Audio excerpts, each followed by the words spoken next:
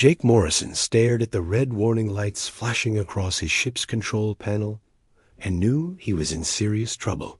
The Lucky Strike had been his home for 8 years, hauling cargo across the outer rim systems, but right now she was dying around him. The main engine had started making horrible grinding noises 3 hours ago, and now the whole ship shook like it might fall apart at any moment. He wiped sweat from his forehead and checked the navigation display. Frontier Outpost Delta 7 was still 2 hours away at current speed, but the engine temperature kept climbing. If he pushed too hard, the whole power core might explode. If he went too slow, life support would fail before he reached the station. Either way, he would be dead. The divorce papers were still sitting on his desk, signed and ready to send back to Earth. His ex-wife had been right about one thing. He cared more about this old ship than he did about people. Now that ship might kill him, and there would be nobody left to care. Jake reduced power to the engines and felt the Lucky Strike slow down. The grinding noise got quieter, but the temperature kept rising. He had maybe 4 hours of air left, and the station was still 90 minutes away. The math was simple and ugly. When he finally limped into Delta 7's docking bay, emergency crews were already waiting. Jake stumbled out of his ship on shaking legs, breathing the station's recycled air like it was pure oxygen. Captain Lisa Rodriguez met him at the airlock, her face showing the kind of professional concern that meant bad news. "How long has she been running like that?" Rodriguez asked, looking at the Lucky Strike's scorched hull. 3 days, Jake lied. It had been more like 2 weeks, but he had been hoping to make it to a cheaper repair facility. Rodriguez shook her head. "My people will take a look, but I have to be honest with you. We're backed up with repairs for the next month. Half the outer rim traders are having engine trouble, and we only have 2 certified mechanics on station." Jake felt his stomach drop. A month on Delta 7 would cost more money than he had, and without his ship running, he could not make any more. What about independent mechanics? Anyone who might work for trade instead of credits. "There's a few people who might help," Rodriguez said slowly, "but most of them won't touch human ships. Our technology is too different from what they know." Jake spent the next 6 hours walking around the station, talking to every mechanic he could find. The Vraxian engineer wanted more credits than Jake. Made in a year. The Zeltron technician took one look at the Lucky Strike's engine and laughed. 2 other aliens would not even talk to him once they learned he was human. By evening, Jake was sitting in the station's cantina, staring at a half-empty bottle of synthetic whiskey and trying to figure out what to do next. The Lucky Strike was his life, but she was also slowly killing him. Maybe it was time to give up, sell her for scrap, and find some other way to make a living. "Stupid humans," someone said loudly from across the cantina. "They build everything backwards and then wonder why it breaks." Jake looked up and saw 3 Korthic traders laughing at a small table near the bar. They were pointing at something Jake could not see, but their voices carried clearly across the room. "I heard one of them is asking everyone to fix their garbage ship," another Korthic said. "Like anyone would waste time on human junk. What about that little Kithani freak?" The first one asked. "She claims she can fix anything." All 3 aliens burst into laughter. "She's even crazier than the humans," one said. "Tiny little thing thinks she understands technology better than real engineers."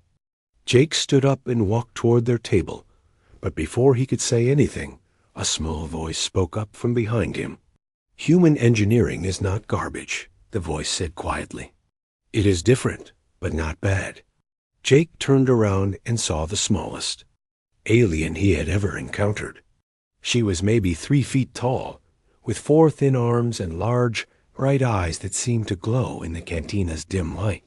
Her skin was pale blue, and she wore a tool belt that looked too big for her tiny frame. Korthic traders stopped laughing and looked at her with obvious contempt. "What would you know about it, little bug?" one of them asked, The small alien straightened up and met their stare without flinching. I know that humans make things work, even when they should not work. That takes real skill, not just following blueprints. Jake found himself impressed despite his situation. This tiny creature was standing up to aliens twice her size, defending technology she had probably never even seen up close. You the one they call the Kithani freak? Jake asked, not unkindly. She looked at him with those large, glowing eyes. My name is Zira, and you are the human with the broken ship. Word travels fast on a small station, Jake said. I'm Jake Morrison. Zira nodded slowly. I heard about your problem. The other mechanics will not help because they do not understand human technology. They think it is primitive. And you think differently? I think humans are very clever, Zira said. You make machines work in ways that should be impossible. Other species follow rules, but humans break rules and make new ones. Jake studied her carefully. She was definitely different from any alien he had met before. Most species he encountered were either bigger and stronger than humans, or more technologically advanced. Zira was neither, but something about her confidence made him curious. So you think you could fix my ship? He asked. I would need to see it first, Zira said. But yes, I think I could help. The Korthic traders were still listening, and one of them laughed loudly. This should be entertaining. The tiny bug trying to fix human garbage. Zira ignored them completely, keeping her eyes on Jake. I will work for passage to the Terran colonies. Nothing else. Jake considered his options. He had no money for real repairs. No other mechanics were willing to help, and his ship was currently worthless. What did he have to lose? All right, he said. Let's go take a look at her. Jake led Zira through the station's docking bay toward the Lucky Strike, feeling slightly embarrassed about his ship's condition. The hull was scorched and dented from years of hard use, and several panels were held in place with emergency patches.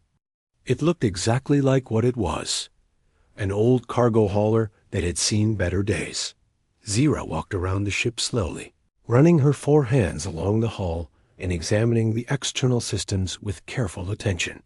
She did not seem disgusted or amused like the other mechanics had been. Instead, she looked genuinely interested. How old is she? Zira asked, stopping near the main cargo bay. 15 years since she rolled off the assembly line, Jake said. I've owned her for 8. And you have done all the maintenance yourself? Jake nodded, not sure if that was a good thing or bad thing to admit. Couldn't afford professional service most of the time. Zira made a soft humming sound that might have been approval. Show me the engine room. Jake opened the rear access hatch and led Zira into the Lucky Strike's cramped engine compartment. The main fusion reactor sat in the center, surrounded by power conduits, cooling systems, and life support machinery. Everything was functional, but clearly improvised, with replacement parts from a dozen different manufacturers jury-rigged together. Zira stood in the doorway for a long moment, her large eyes moving from system to system. Then she stepped inside and began examining everything with her 4 hands, touching components and listening to the various mechanical sounds. This is fascinating, she said after several minutes. Fascinating good or fascinating bad? Jake asked. Fascinating brilliant, Zira said, sounding genuinely excited. Look at this power coupling. It should not work, but you have modified the frequency harmonics to match systems that were never designed to work together. Jake had no idea what frequency harmonics were, but he remembered installing that coupling 3 years ago when the original one had burned out. He had spent 2 days making it fit properly. And this coolant system, Zira continued, moving to another section. You have rerouted the entire flow pattern to compensate for a damaged heat exchanger. Most engineers would have replaced the exchanger, but your solution actually works better than the original design.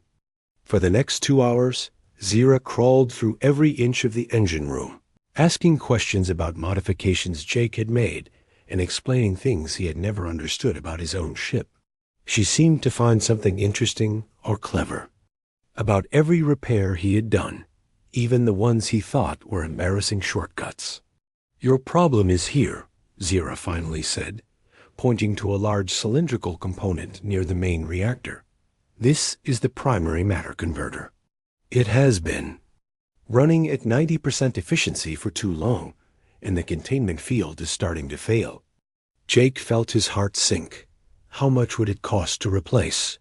"About 30,000 credits for a new one," Zira said. "But replacement is not necessary."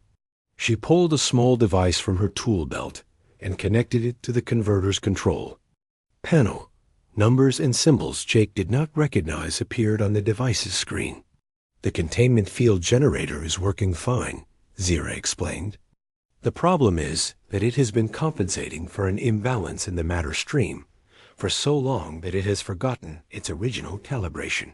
I can fix this." Over the next 3 days, Jake watched Zira work magic on his ship. She did not just repair the matter converter. She optimized it, adjusting settings that Jake had never known existed. She recalibrated the power distribution network, upgraded the navigation computer's processing speed, and somehow made the life support system run 20% more efficiently. Jake found himself spending more and more time in the engine room, watching Zira work and listening to her explain what she was doing. She had a way of making complex technical concepts sound simple, and she seemed genuinely happy to share her knowledge.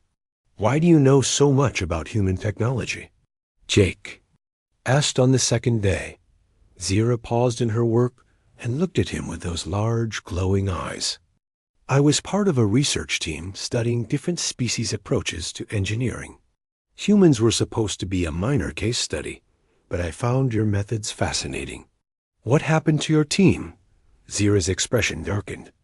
"Pirates attacked our research ship 6 months ago. They wanted our data about human adaptability. My colleagues thought it was not important enough to fight for, but the pirates killed them anyway." Jake felt a chill run down his spine. "What kind of data?" "Information about how humans solve problems differently than other species," Zira said quietly. "Most aliens develop technology in predictable ways, following established scientific principles. Humans break the rules and make things work through creativity and stubbornness. And pirates wanted this information? Some aliens think humans are primitive and weak," Zira said.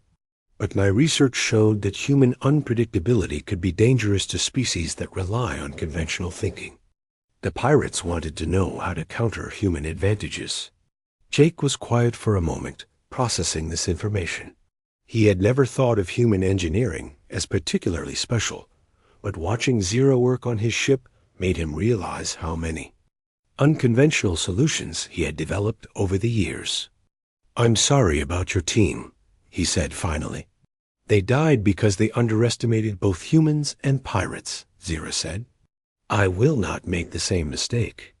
On the third day, Zira finished her work and asked Jake to start the engines. The lucky strike came to life smoother than she had run in years, with power readings Jake had never seen before. The engine room was quieter, the reactor ran cooler, and every system seemed to work better than it ever had. "This is incredible," Jake said, staring at his improved control displays.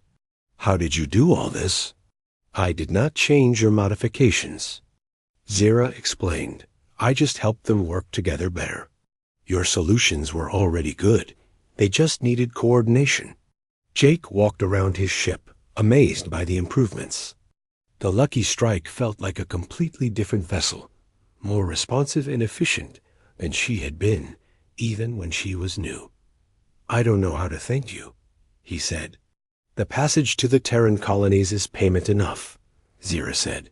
Jake looked at this small alien who had saved his ship and possibly his life. An idea was forming in his mind, one that surprised him with its clarity. "What if I offered you something better than passage?" he asked. Zira tilted her head curiously. What do you mean? I mean a permanent position as the Lucky Strike's chief. Engineer, Jake said.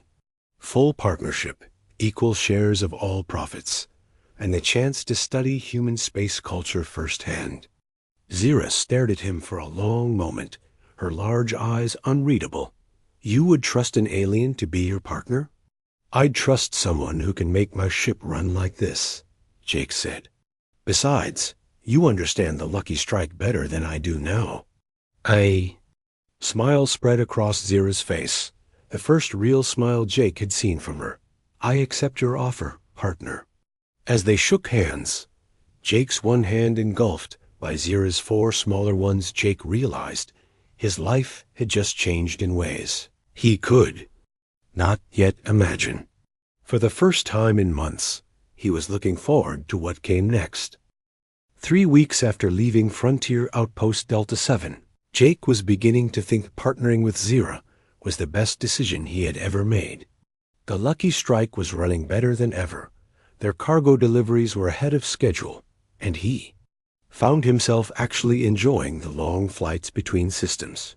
Zira had set up a small workshop in the spare storage compartment, where she continued to improve various ship systems during their travels. She had also proven to be excellent company, with a sharp sense of humor and an endless curiosity about human culture. I still do not understand human music, Zira said, listening to Jake's collection Old Earth songs. Why do you sing about things that make you sad? Sometimes sad songs make you feel better, Jake explained, adjusting their course toward the Kepler station. It's hard to explain. Humans are very strange, Zira said, but she said it fondly. They were carrying a load of medical supplies to the outer colonies, a routine job that should have been completely safe. Jake was reviewing their arrival schedule when Zira suddenly looked up from her work with alarm. Jake, she said quietly, we have a problem. Jake checked his instruments and saw 3 ships approaching fast from behind an asteroid. The sensor readings made his blood run cold. They were Korthek raiders, heavily armed and moving to intercept the Lucky Strike. Can we outrun them? Jake asked, already knowing the answer. Not in open space, Zira said, studying the tactical display. But with my modifications, we might be able to outmaneuver them in the asteroid field. The lead raider ship opened a communication channel, and a harsh voice filled the Lucky Strike's bridge. Human vessel, you will stop your engines and prepare to be boarded. We want your cargo and your alien passenger. Jake felt Zira tense beside him. Do you know them? He asked. The voice belongs to Krex, she said quietly. He led the pirates who destroyed my research ship. Jake looked at the tactical display. 3 raider ships against 1 cargo hauler. The odds were hopeless. The smart thing would be to surrender, hand over the cargo, and hope the pirates left them alive.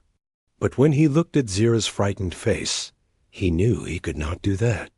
Not happening, Jake said into the communicator. Find someone else to rob. He pushed the Lucky Strike's engines to maximum power and dove into the nearby asteroid field. The raider ships followed immediately, their superior speed allowing them to close the distance quickly. They're gaining on us, Zira said, monitoring the pursuit. But the asteroids will limit their maneuverability advantage. Jake piloted the Lucky Strike through the twisting passages between massive rocks, using every trick he had learned in 8 years of flying dangerous routes. The ship responded better than she ever had before, Zira's improvements allowing precise control even at high speed. The first raider fired energy weapons, missing the Lucky Strike, but vaporizing a small asteroid nearby. Jake felt the ship shake from the debris impact, but Zira's reinforced hull modifications held firm. Can you give me more power to the engines? Jake asked. Already at maximum safe levels, Zira replied. But I can reroute power from life support for short bursts. Do it. Zira's 4 hands flew over her control panel, and Jake felt the Lucky Strike surge forward with a burst of extra speed. He used the momentum to slide through a narrow gap between two rotating asteroids, forcing the larger raider ships to take a longer route around. Smart flying, Zira said approvingly. You are using their size against them. The second raider tried to take a shortcut through a debris field and clipped a rock with its wing. The ship spun out of control and crashed into a larger asteroid, exploding in a brilliant flash of light. Two left, Jake said grimly. But the remaining raiders were learning from their mistakes, staying back and using their superior firepower to blast clear paths through the asteroid field. They were patient now, wearing down the Lucky Strike's defenses while staying out of range of any tricks. We cannot keep this up forever, Zira said. They will eventually corner us. Jake was beginning to think the same thing when Zira suddenly brightened. Wait, she said. I have an idea, but it will be very dangerous. More dangerous than being captured by pirates? Jake asked. Much more dangerous, Zira admitted. I can overload our reactor core and create an electromagnetic pulse. It will disable their ships temporarily, but it might also destroy us. Jake looked at his partner's determined face and realized he trusted her completely. How long do we have to get clear? Maybe 30 seconds after I start the overload, Zira said. And I will need to do it manually in the engine room. That's not enough time to get back to a safe distance, Jake protested.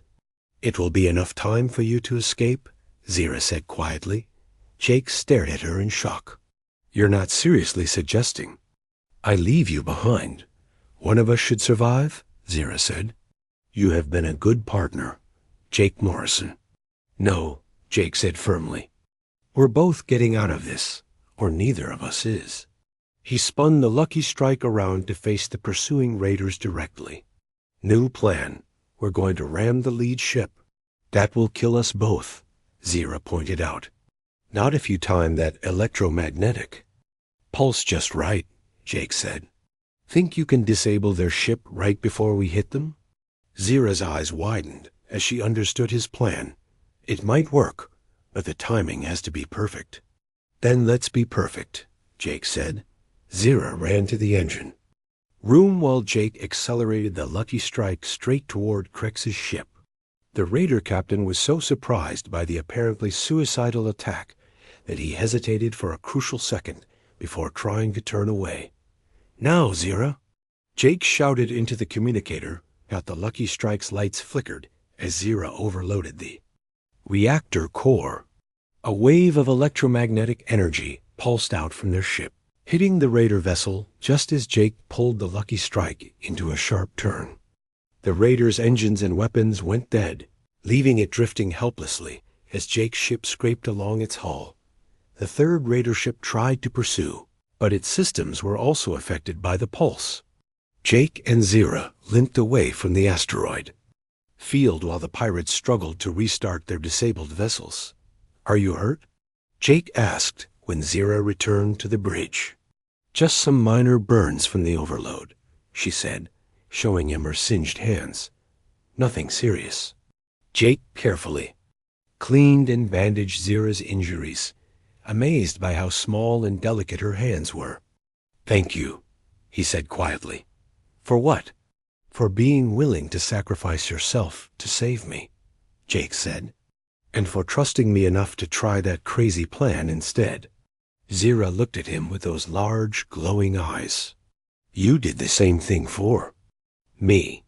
No human has ever risked their life to protect me before.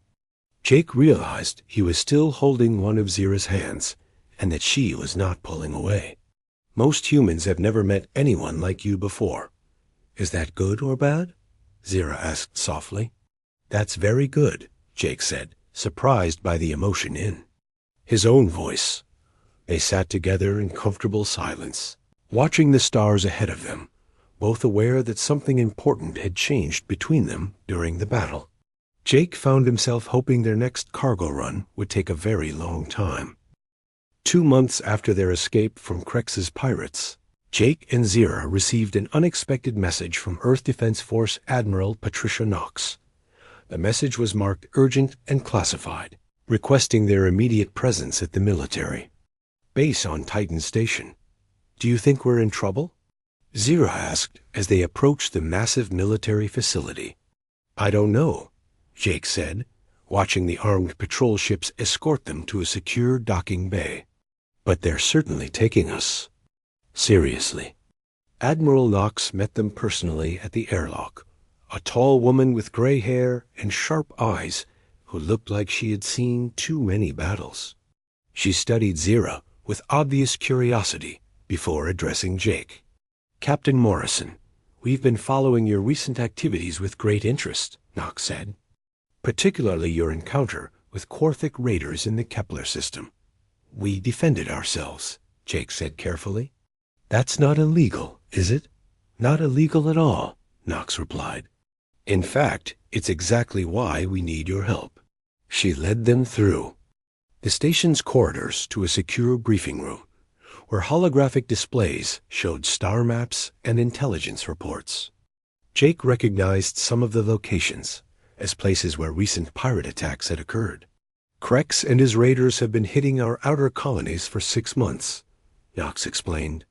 "They're using stolen human technology enhanced with alien improvements to outgun our patrol ships. We've lost 12 vessels and hundreds of lives."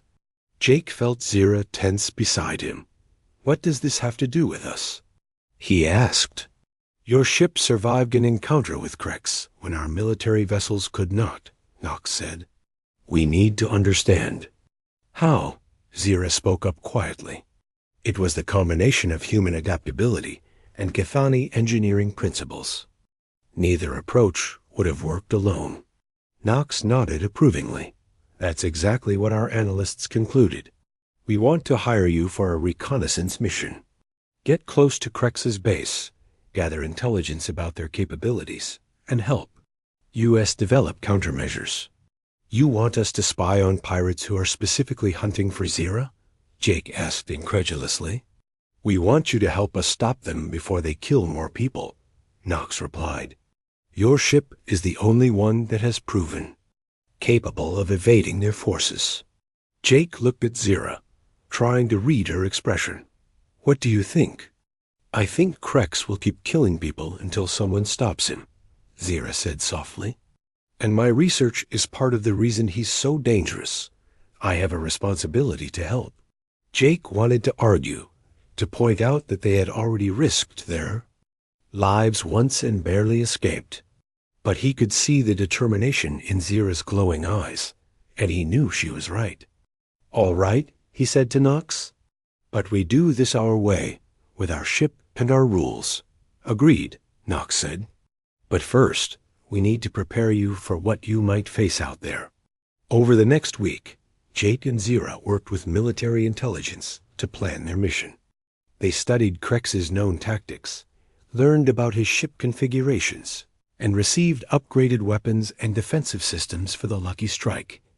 During the long preparation sessions, Jake found himself spending more time alone with Zira. They would sit in the station's observation deck after briefings, looking out at the stars and talking about everything except the dangerous mission ahead. "Are you afraid?" Zira asked one evening. "Terrified," Jake admitted. "But not of dying. I'm afraid of losing you." Zira turned to look at him with surprise. "Jake ... "I know we're different species," Jake said quickly. "I know it's complicated and probably impossible, but I need you to know how I feel." "It is not impossible," Zira said softly. "Gethani bond for life with partners who understand them. I have never felt this connection with anyone before, human or alien." Jake reached for her hand as she intertwined her 4 fingers with his. "I've never met anyone like you either," he said. "You're brilliant and brave, and you see possibilities where I only see problems. You see solutions where others see only obstacles," Zira replied. "You never give up, even when the situation seems hopeless." They sat in comfortable silence for a while, hands linked, both aware they were crossing a line that could not be uncrossed. "If we survive this mission," Jake said eventually, "I'd like to find out what comes next for us." "I would like that too," Zira said. Their first kiss was awkward but heartfelt, a moment of connection that transcended the differences between their species. When they finally broke apart, Jake realized he had found something he had not even known he was looking for. Mission began 3 days later. Jake and Zira flew the Lucky Strike toward the outer rim, following intelligence reports about Krex's likely location. They found his base hidden in a nebula near the abandoned Vega system, a massive space station surrounded by pirate vessels. "There must be 50 ships down there," Jake said, studying the scanner readings. "And look at their configurations," Zira added, pointing to the display. "They're using human power cores with alien weapon systems. No wonder they've been so effective." Jake began recording everything they could see, building a detailed intelligence report for Admiral Knox. But as they moved closer to get better sensor readings, alarms suddenly sounded throughout their ship. "They've detected us," Zira said urgently. "Multiple ships launching from the station." Jake spun the Lucky Strike around and accelerated away from the nebula, but he could see they were not going to make it. The pursuing ships were faster and more maneuverable than the raiders they had fought before.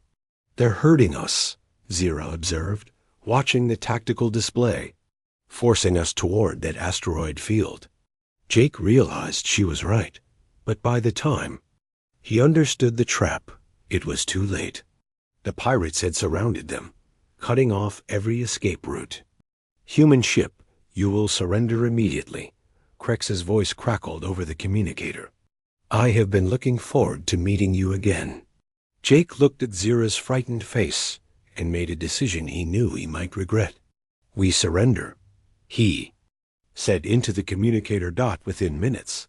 The Lucky Strike was being towed toward Krex's station by tractor beams. Jake and Zira were separated the moment they were brought aboard, dragged away in different directions by armed guards. The last thing Jake saw was Zira looking back at him with her large, glowing eyes, and he promised himself that somehow he would find a way to keep her safe. Jake woke up in a small cell with bars made of some kind of energy field that burned his hands when he touched it. His head ached from whatever the pirates had used to knock him out, and his shoulder was sore from being dragged through the station. Corridors dot through the energy bars. He could see other cells holding more prisoners. Most of them looked human, though there were a few aliens mixed in. They all had the hollow-eyed look of people who had given up hope. "You're awake," said the man in the cell next to Jake's. He was maybe 40 years old, with graying hair and scars on his arms. "I'm Ben Carter. How long have you been here?" "Just arrived," Jake said. "I'm Jake Morrison." "What is this place?" "Krex calls it a research facility," Ben said bitterly. "He captures humans from merchant ships and colony transports, then runs experiments to figure out how we think differently from other species." Jake felt his blood run cold. What kind of experiments? "Problem-solving tests, mostly." Another prisoner called out. "They give us broken machinery and see how we fix it. Then they study our methods and try to figure out how to counter them." "Why would they want to do that?" Jake asked. "Because humans are starting to scare them," Ben explained. "We don't fight wars the way other species do. We improvise, we adapt. We find solutions that nobody expects. Some aliens think that makes us dangerous." Jake thought about Zira's research on human adaptability and realized this was exactly what she had been studying. The pirates were not just robbing ships. They were trying to find ways to neutralize humanity's greatest advantages. "Has anyone ever escaped from here?" Jake asked quietly. Ben shook his head. "The security systems are too advanced, and the guards. No, we'll try something clever. They're ready for human tricks." But Jake was already thinking. The guards expected human tricks, but they did not know about Zira's improvements to his ship, or about the partnership between human determination and Kithani engineering. Over the next 2 days, Jake learned everything he could about the stations. Routine. The guards rotated shifts every 8 hours. The prisoners were fed twice a day, and maintenance crews came through the cell block once per day to check the energy barriers. Jake also discovered that Zira was being held in a different section of the station, forced to work on weapon systems for Krex's fleet. According to the other prisoners, she was being treated better than the humans, but was closely guarded at all times.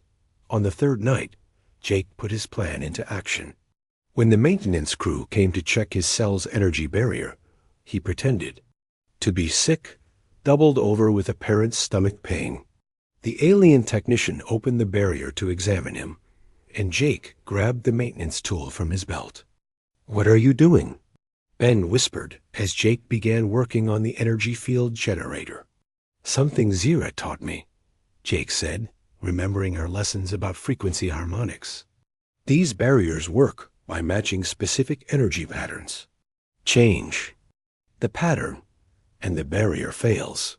It took him 20 minutes of careful adjustments, but eventually the energy field flickered and died. Jake quickly moved to the other cells, freeing Ben and the other prisoners. "How did you know how to do that?" Ben asked in amazement. "I had a very good teacher," Jake said. "Now let's go find her." The freed prisoners moved through the station's corridors like a coordinated team, using maintenance shafts and service tunnels to avoid the guards. Jake was impressed by how quickly they organized themselves, each person contributing skills and knowledge to the group effort. They found Zira in the engineering section, working on a weapon control system while 2 guards watched her. Jake could see she was sabotaging the work, making subtle changes that would cause the weapons to malfunction. Ben and the other prisoners created a distraction in the main corridor, while Jake slipped into the engineering lab. He knocked out the first guard with a piece of pipe, then tackled the second one before he could raise an alarm. "Jake," Zira said, her face lighting up with joy and relief. "How did you escape?" "You taught me about energy harmonics," Jake said, quickly freeing her from the restraints. "Are you hurt?" "Just tired," Zira said. "But I have been preparing a surprise for Krex." She led Jake to a central control panel and showed him the modifications she had made to the station's systems. "I have been slowly sabotaging their defensive grid and weapon systems. When I activate this program, the entire station will be defenseless for about 10 minutes. Long enough for a rescue fleet to attack?" Jake asked hopefully. "I sent a coded distress signal to Admiral Knox 2 days ago," Zira said with a smile. "I estimate her ships will arrive in approximately 30 minutes. Jake stared at his partner in admiration. "You've been planning this the whole time." "I learned from the best," Zira said. "Human adaptability combined with Githani technical knowledge."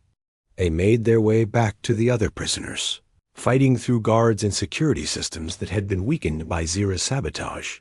Freed humans worked together with remarkable efficiency, covering each other's movements and finding creative solutions to every obstacle. When they reached the station's main docking bay, Krex was waiting for them with a squad of heavily armed pirates. "Did you really think you could escape so easily?" he snarled. "No," Jake said calmly. "But we thought we could keep you busy long enough." Admiral Knox's fleet dropped out of hyperspace at that moment, their ships appearing all around Krex's station. The pirate leader tried to activate his defenses, but Zira's sabotage had left them completely helpless. The battle was brief and decisive. Earth Defense Force Marines stormed the station, while Knox's ships destroyed or captured the pirate fleet. Krex himself was taken alive, along with all the research data about human capabilities. Jake and Zira stood together in the docking bay, watching the rescue ships arrive. She was treating a cut on his arm while he held one of her hands, both of them amazed to be alive and free. "I thought I had lost you," Jake said quietly. "Never," Zira replied. "Cathani bond for life, remember?" Jake looked at this remarkable alien, who had saved his ship, his life, and his heart. "So what happens now?" "Now we go home," Zira said. "Admiral Knox offered us a permanent contract as independent consultants. Human-alien cooperation specialists." "Sounds like steady work," Jake said. 6 months later, Jake and Zira were married in a ceremony that combined human and Githani traditions. Admiral Knox officiated, joking that their marriage was technically humanity's first interspecies diplomatic treaty. The Lucky Strike had been refitted with the best hybrid technology from both species, and Jake and Zira traveled throughout Huon space, helping other mixed crews learn to work together effectively. They were no longer just partners in business. They were partners in everything. Jake often thought about how his life had changed since that day when his ship broke down near Frontier Outpost, Delta 7. He had been looking for someone to fix his engines, but he had found someone who fixed something much more important. As they jumped hyperspace on their latest mission, Zira mentioned she had been working on improvements to the navigation system. Jake just smiled and told her to surprise him, knowing that with her by his side, every surprise would be an adventure worth taking. The stars ahead looked brighter than they ever had before.